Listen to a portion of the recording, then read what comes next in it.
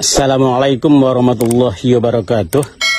Sekarang ini kami berada di Desa Akura.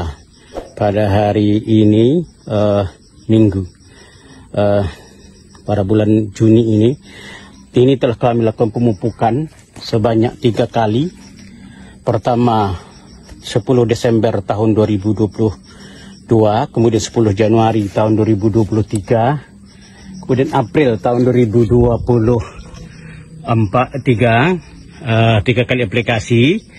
Hari ini kami panen, tapi panen hari ini cuma tidak dipres. Ini masih bisa dipanen 10 hari lagi nih. Insya Allah. Ini buahnya sekeliling nih. Ini telah melakukan pupuk paten teknologi nano yang kita aplikasikan. Padahal ini di atas bukit, ini jurah. Parah ini di atas bukit. Kalau pupuk kimia ini hangus, airnya banyak, pupuknya banyak turun ke bawah. Tapi insya Allah dengan pupuk paten teknologi nano ini, semua pupuk ini diserap oleh batang, kemudian akar, dan dimasuk ke pelepah dan masuk ke buah, sehingga buahnya besar-besar. Ini dia. Nih, coba lihat buahnya.